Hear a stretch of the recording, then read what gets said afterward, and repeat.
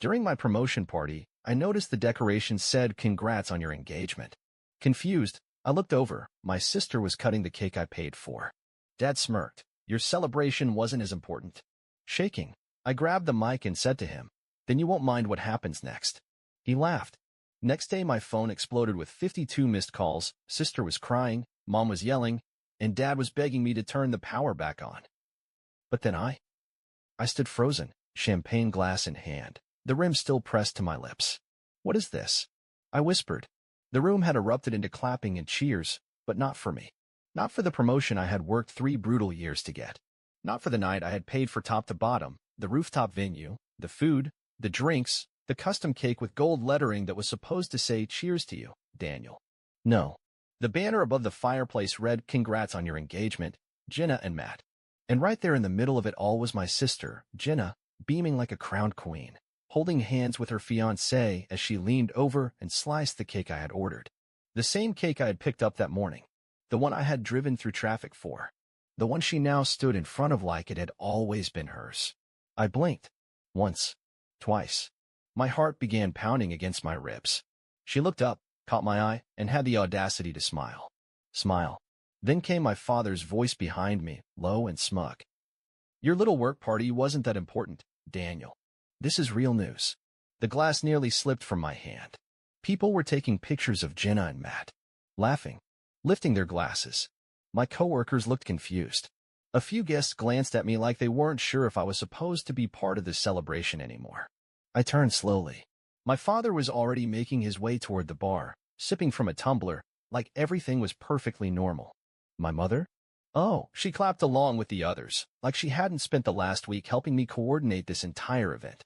And that's when something inside me snapped.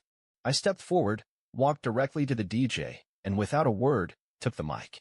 Jenna was still posing for photos, the knife still in her hand, while Matt leaned in to kiss her cheek. I tapped the mic. Everyone turned. Dad laughed, clearly expecting me to make a toast. "Oh, come on, don't be bitter, Danny. Let your sister have her moment." I brought the mic to my lips. My hands were shaking, but my voice was clear. Cold. "Then you won't mind what happens next." He blinked, confused, then smirked again like he didn't believe I had it in me. But the next day, they all believed it. Because by noon, I had 52 missed calls. My sister was crying. My mom was yelling. And my dad? My dad was begging me to turn the power back on. But then The thing is, I should have seen this coming. This wasn't just a one-time betrayal. It was the culmination of years of being treated like an afterthought, a wallet with legs. Let me rewind. 3 years ago, when I landed my job at Cobalt Tech, no one in my family congratulated me. Not even a "well done." But when Jenna got hired as a part-time wedding planner's assistant, my mom cried. My dad opened champagne. I remember that day vividly because I was the one who bought the bottle. Still, I tried. I invited them to my apartment warming party. They didn't come. I sent money when Dad couldn't make rent on the house I no longer lived in. I wired funds when Mom's car broke down, even though 2 weeks later she posted a selfie with a new handbag. Jenna's handbag. And when Jenna's fiancé Matt proposed, I bought them a dinner. A really expensive one.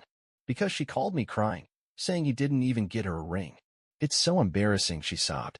"Could you just help me feel special for once?"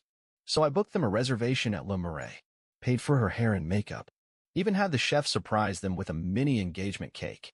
She posted it all online with the caption, "Matt really knows how to spoil me." She didn't mention me once. That didn't stop me, though.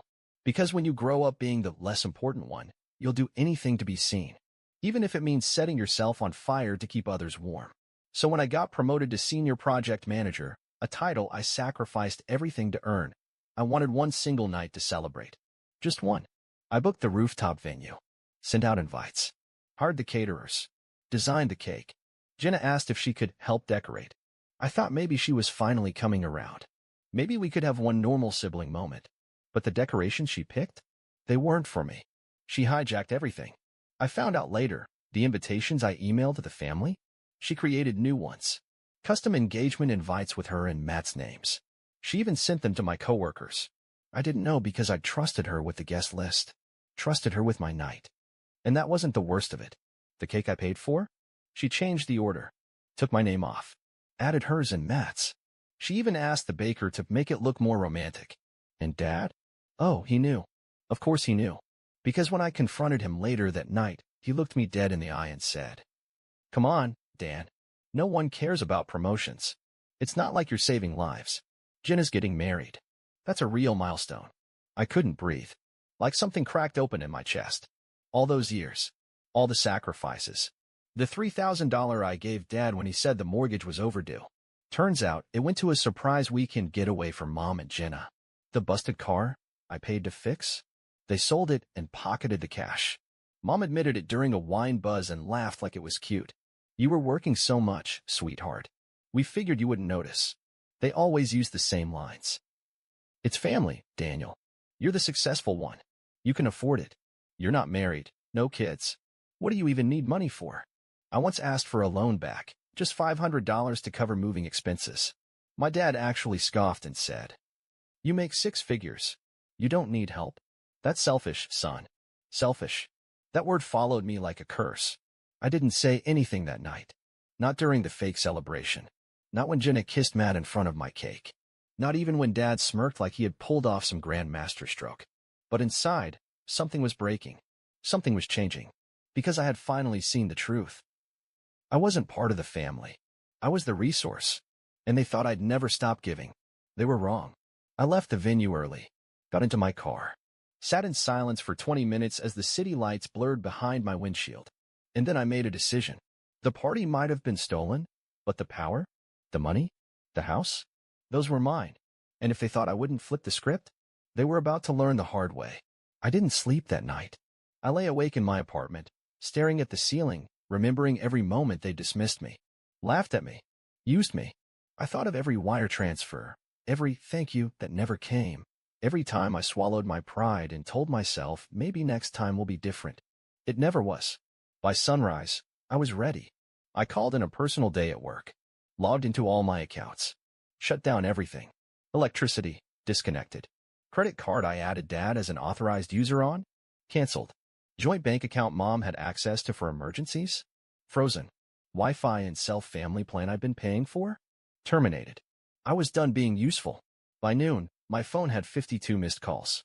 First Mom, then Jenna, then Matt, then Mom again, then Dad, something he rarely does unless it's a financial emergency. Voicemails were coming in rapid fire. "Daniel, what is going on? The power's out. I can't work like this, Daniel. How dare you do this on the day of all days? I'm trying to log into the account and it says it's restricted. Daniel, your sister is in tears. Call US back." And then came the final straw, a group text from Jenna. "Okay, haha, we get it. You're mad. You made your little point. Turn it back on already. Don't ruin our week." I stared at the screen, smiling. Then I responded, "I'm just getting started." That night, I showed up at their house. Yes, their house. The same house where I grew up. The one I had secretly co-signed for 3 years ago when Dad's credit tanked and they were about to lose it. They never told Jenna that, of course. She still believed Daddy Dearest owned it. I knocked once and walked right in. The room was chaos. Candles were lit everywhere. My mom was yelling at my dad.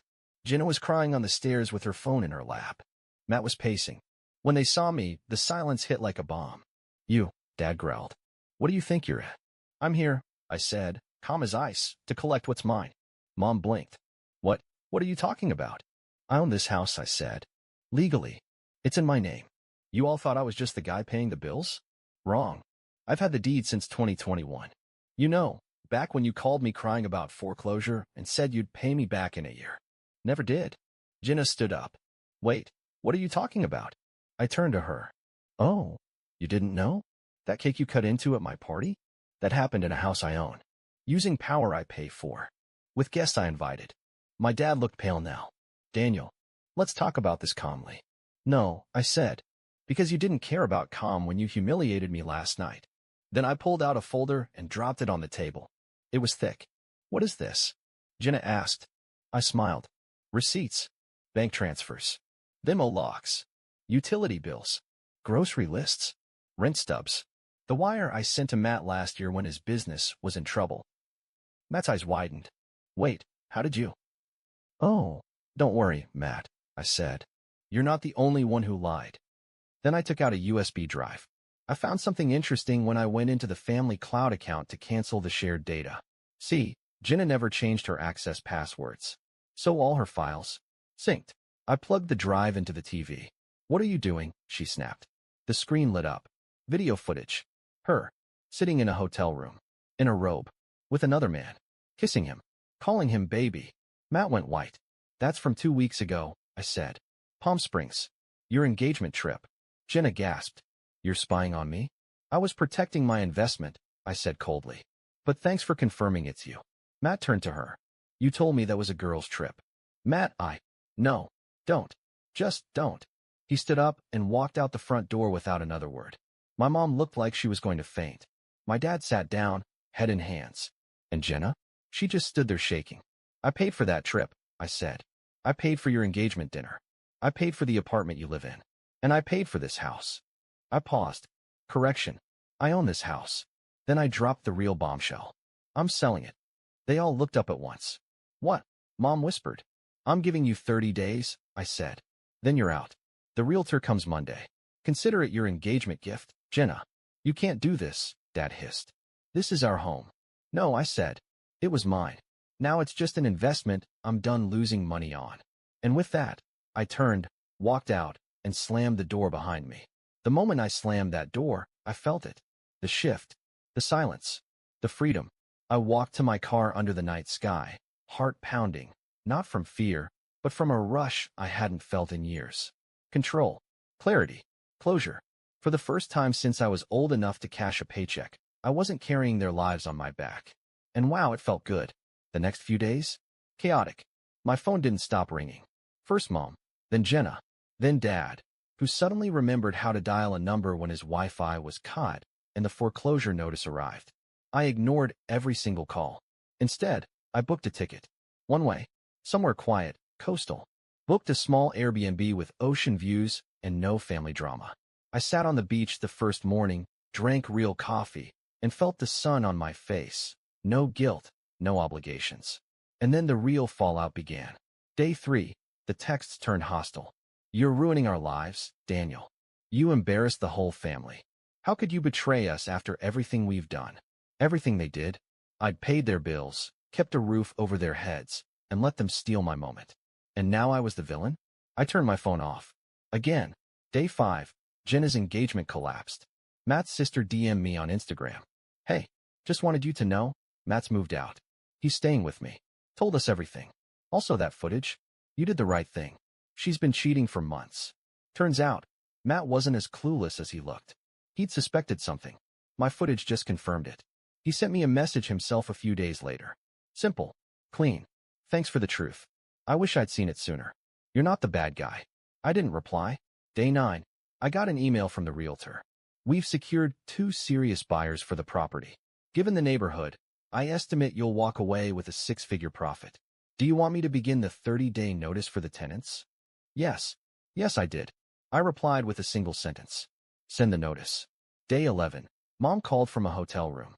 She was crying. "Daniel, please, we have nowhere to go. This isn't what families do." I didn't say anything. Just let her talk. She begged. She blamed. She even tried to bribe me with the idea of rebuilding trust. But here's the thing. You can't rebuild something that was never there. And I told her that.